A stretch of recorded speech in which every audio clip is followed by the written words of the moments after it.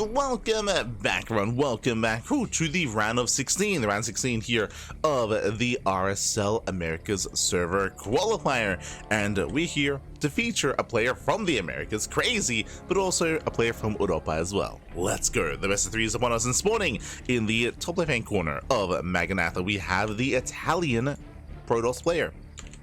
We have the Italian Protoss, the green Protoss representing Bing Bong Esports.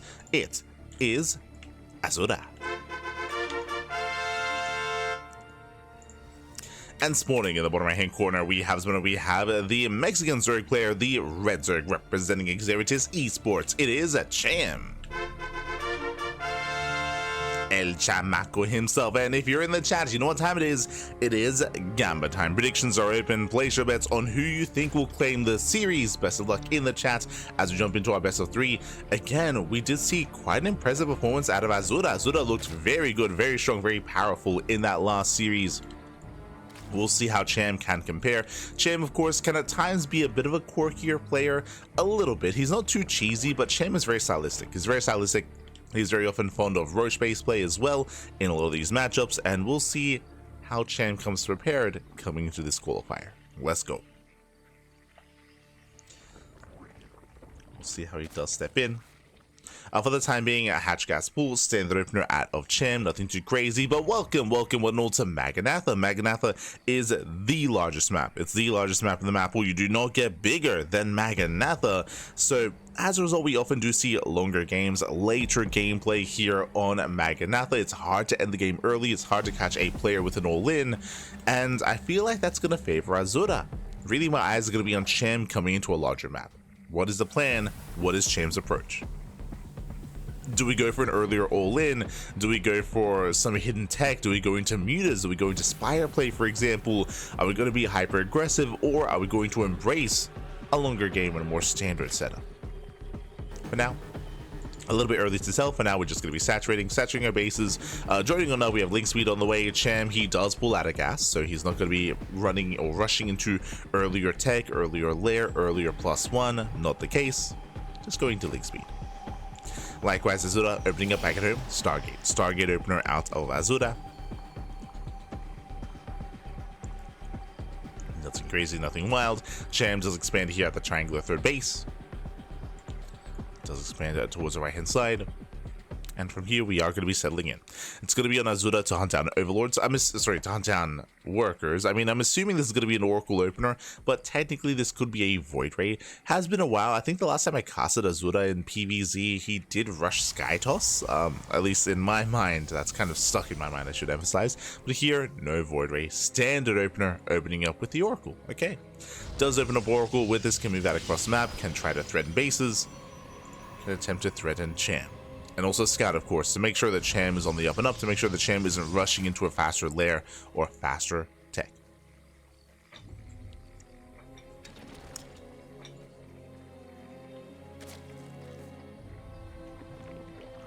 We go. As the first Oracle is going to be moving out, a second Oracle is on the way. The Oracles are spotted by the Overlord, so Cham, he's aware of the opener. He's aware of the Stargate.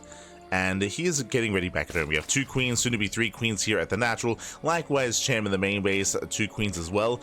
Cham is being greedy. What I mean by that, no spores. No spores. He's relying purely on queen defense here in his bases, which is possible, but also a little bit risky.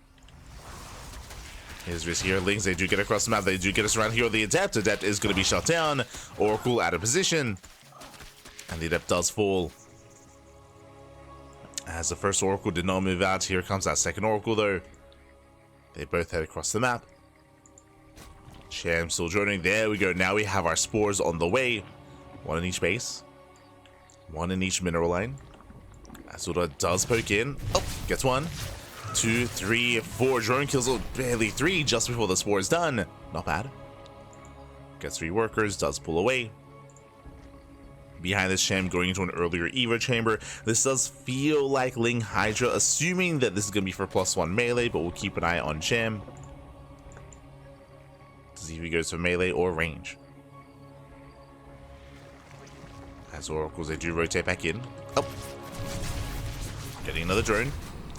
Gets one more worker, pulls off the revelation. At the same time, Lings, they do hit the third base, but Adepts are in position, and Azura will defend. Behind this, +1, Blink, Forge on the way. This is all standard. This is all as it should be. Meanwhile, we have the answer. That is not melee, that is range instead. Okay. With this, Cham is going to be going for a more Hydra-heavy follow-up here. Again, 26 Lings are on the way, but no Roach Warren. 0 Roaches is going to be Ling Hydra here from Cham. Now, with +1, oh, as the Oracle does overextend. Takes a lot of hits, takes a lot of damage. Now, with +1 range, this could be a 3-base all-in with like a heavy commitment into Hydras. Or Cham from here could be working towards an Infestation Pit into faster +2 timing with faster Lurker Tech instead, into a longer game. Here comes that Bathing Nest. Lings, they do threaten to dive across the map. Behind this, now when it comes to the follow-up and when it comes to the support for the Link Stalkers, in the current meta, it's been very common to go into Storm, right? Storm and into Chargelets has been very trendy just because of the change to the energy overcharge. We can see that Azura's being a little bit more old school, going into not Storm, but a Robo, a Bay, and Colossus production. Okay. Still viable, don't get me wrong, but it's nowhere near as flexible as Storm-based play is just because of that overcharge. So interesting setup. The first Colossus is in production, second Robo's on the way. And he's making 2 Colossus at a time. We could even see Azura try to hit a timing with 4 Colossus and could try to break Cham before Lurker Tech. I say Lurker Tech because you see what I see, Infestation Pit. Infestation Pit's on the way. This should be for the Hive, this should be for Lurkers.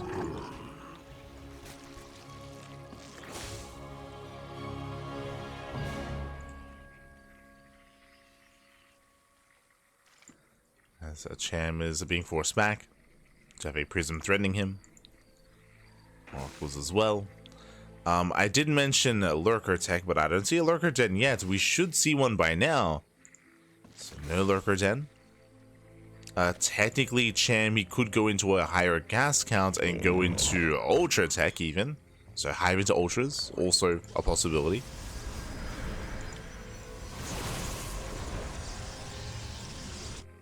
But this could just be for a Ling Hydra or Ling Bane Hydra Viper. Could just be for Vipers, could just be for Spellcasters. Also true. Hive is on the way. Oh! Prism getting caught out. Oh no! Ooh, as the Prism does go down, massive pickoff. Cham gaining map control, spreading a lot of creep as well.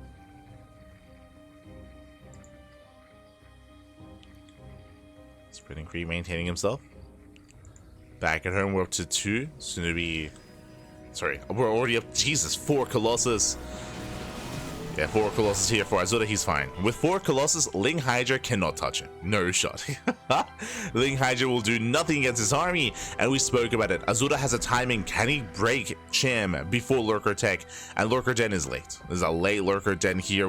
That's why we were speculating, wait, with that Lurker Den, is it Ultras? Is it Viper Tech? Are we, like, what's the plan here? What's late Lurkers? So late Lurkers, instead we have a big commitment into Ling Bane Hydra. Viper production has begun, which will help. But again, Azura, he has reached critical mass of Colossus. He should be pushing soon, and his goal here should be, as we mentioned, to break Cham before Lurker Tech. Here he goes. Here he goes. The War Prism was rebuilt. He's taking his time though, he's setting up. As he's setting up, Vipers are on the way, and they are the answers to the Colossus.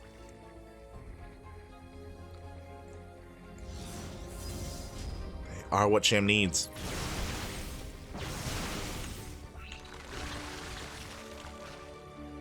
Same time, Bathing Rumbai gets deflected. Caught by the stasis. Azura moving in, but again, taking his time. The Vipers are gathering energy as we speak. They're ready. They're ready for their abductions. And here we go, we do come in for almost a full surround. Tries to flank, Bailey's they crash into the Colossus. And here come the Yoings. The first 2 Colossus, they get caught out. Massive big ups. He gets 2, he gets 3, he gets 4, he gets all 4. And without any Colossus, that's going to be a hold. Cham shuts down the army. Catches Azura on creep. Forces back the Stalkers. And Pure Stalker does not trade well here. Not against Ling Hydra. Again, he was caught out. Who needs Lanker? Who needs him, Bobby? Who needs Lankers? As lurker upgrades are on the way. Cham forcing him to the back. Here we go. The Lankers are now morphing in. Okay, they're morphing in towards the end. And again, Azura has nothing left. Behind this, we do have attempted disruptor. Oh no! This has been happening a lot recently. The disruptor is trapped. Not like this. Not like this. Feels Sim City, man. This happened to this happened to Trigger with his Colossus not too long ago, and it happened with Astray as well, also with his Immortal. There it goes up. Connects, but alas, there's just there's nothing here. The lurkers are on the high ground. They have positioned the Protoss. They're moving in. There was the attempt to zone. But at this point, Cham, he has done it. Again, taking some brutal Novas to the face. But still waddling in, still breaking through. Still breaking through. Massive melee connections here in the middle line. Lurkers, they try to push into the Lurkers. It's not going to be an easy trade here for the Stalkers. Oh, that's a lot of Stalkers are going down. And no detection. GG gets called, and Cham will take game number 1. Whew. GG. Cham does take a lead in the series. When it comes to Azura's builds, overall, I mean, it was a solid build. It was a solid kind of timing that it was going for the 4 Colossus and trying to kill Cham before Hive Tech. The problem, though, that we saw, and this is why I'm a little bit curious as to the purpose of the build on this map, is that it took a little bit too long to get across the map. Maganatha is the largest map of the map pool, so the rush distance by ground is quite long. On top of that, as you saw, there are a lot of attack paths. We saw the almost full surround that Cham was able to go for. This map, I mean, this kind of build, I should say, is less effective on this map. It can be harder to pull off, I should say. The map was working against Azura, it feels, compared to a smaller map, for example, compared to Ultra Love, compared to Ley Lines as well, even Torches. So it was an interesting choice here for Azura, and we saw that in the end Cham was able to defend, was able to hold on, was able to buy enough time for Vipers. GG. GG, well played. I would argue that on smaller maps, a style like that can work a lot better, and we are loading into a smaller map. I mean, any other map would be smaller than Maganatha. Up next is going to be Ley Lines. And we'll see if Azura does switch things up and does adjust his style coming into this. Let's go. As again, Azura had a lot of creep to work through, had a lot of map to work through as well. And again, the angle of attack was brutal. As Cham was able to come in from multiple angles, able to flank the army. Now here we go, we're getting into game number 2. And spawning in the top right-hand corner of Ley Lines, we have the Italian Protoss player, the green Protoss, representing Ping Pong Esports. It is Azura. And spawning in the bottom left-hand corner, we have his opponent. We have the Mexican Zerg player, the red Zerg representing Xeratus Esports. It is Cham. Here we go.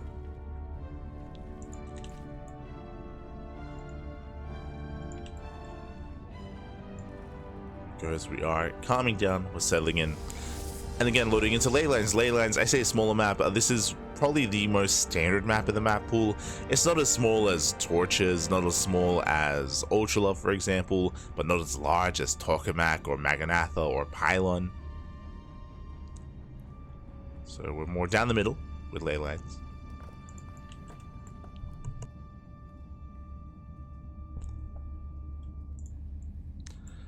And we'll see again how our players do adjust. For now, Perp scout across the map, just making sure that Cham isn't being too crazy. Again, it is hatch a gas pool. Calming down.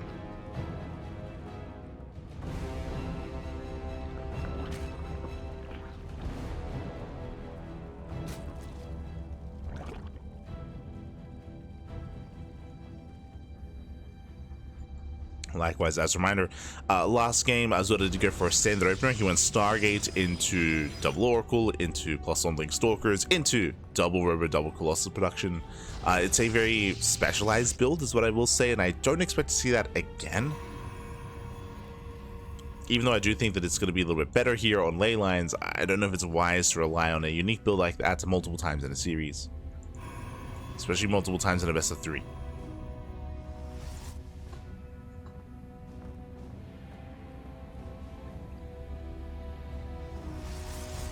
So we'll see if Azura does bring something different to the table. For now, Stargate opener. Oh, good. Does open Stargate. From here, should be opening up Oracle again. It's really the mid game, which is where we should see some deviation.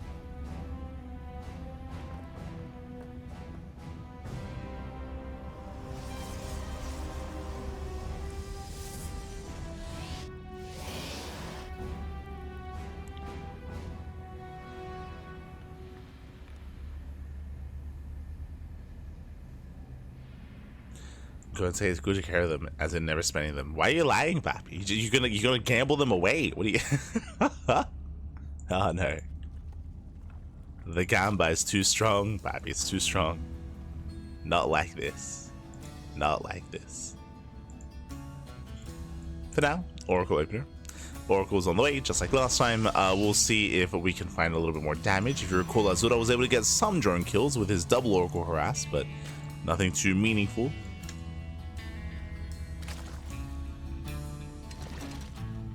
I think it was like 3 drones. I think in total, 3 drone kills.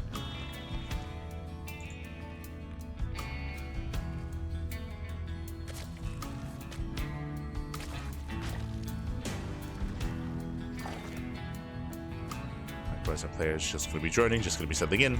First Oracle does zoom across the map, and we'll hit the 3rd base of Cham.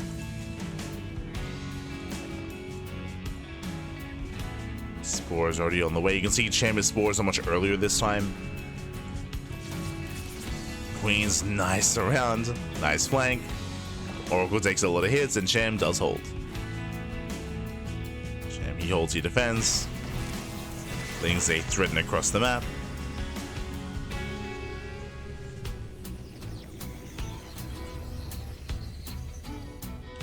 Double course moving out. This time a much, I was gonna say a much faster Twilight Council, which is true, but we have a Forge alongside it, so it should be +1 and Blink on the way.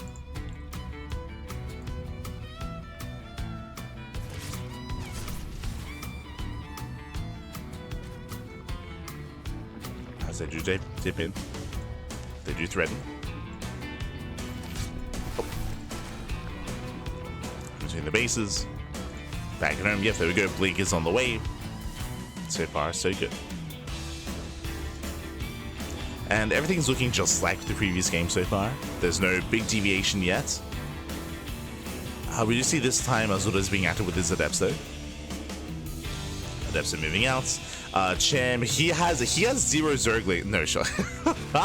Cham has been so greedy. 0 Lings? There's only Queens for defense. Boys are gonna be pulled. Drones gonna be going down. Yeah, 1, 2, 3, 4, up to 5, 6, 7 drone kills. Ay. Getting a lot of damage. Oracles, they do threaten the main as well. They get another drone. And in total, how many? In total, 13 drones have gone down. Again, 0 Lings for Cham, just now popping out after the fight. Cham's so greedy here. And with that, he has to redrone. He has to redrone, has to resaturate. Behind this, Roachhorn was thrown down. Roachhorn, just to be safe, behind this, going for the Spire, going for Mutas. Bold move.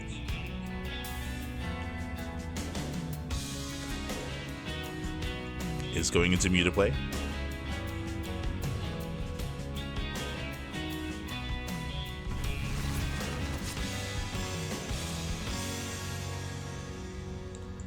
So Oracles, they threaten the bases.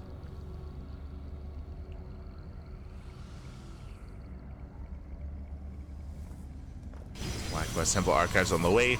We mentioned earlier that going into Colossus was a little bit more old school and it was more of a specialized build. This time, again, more standard play. We have the Adept Harass, we do have the Storm follow-up instead, not Colossus. Going to Storm. Stalkers are poking in. Station traps are baited out. And Cham should hold on. So it's away the Stalkers. Up! Miles don't quite connect. Cham's holding.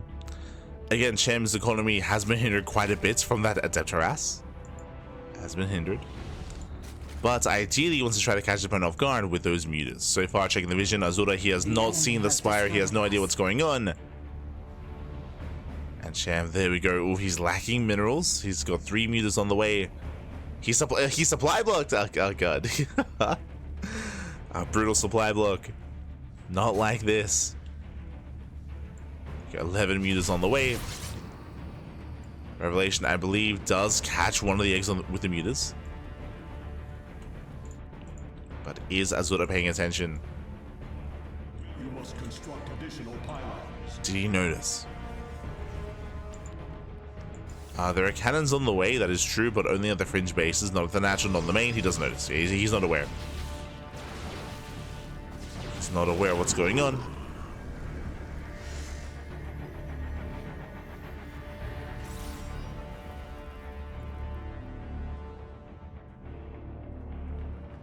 Do have Roach Ravager moving in.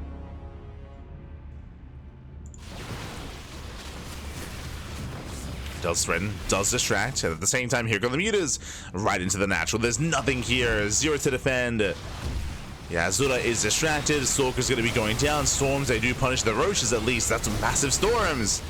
But it may not matter. It may not matter because mutas, they go from the natural into the main. There is a cannon, thankfully, to buy some time. But the cannon does crumble. Stalkers, they can be targeted down as well. Only 2 Stalkers. That's not good enough. Roaches, they break through the High Templar. They break through the Stalkers, and Cham is done. He has torn Azura apart.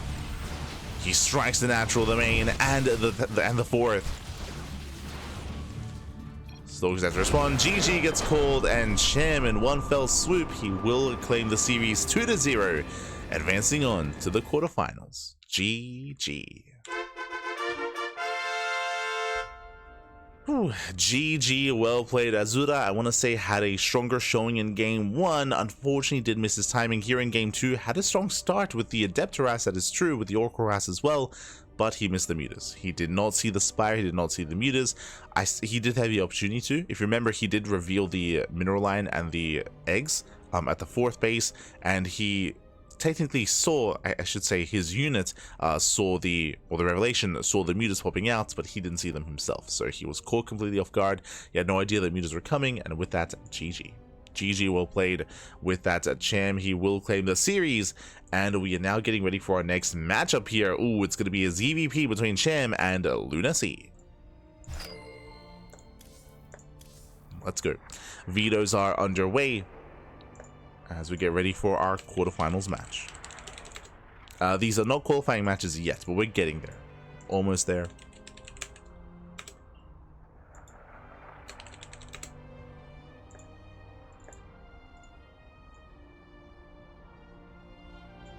As vetoes are underway.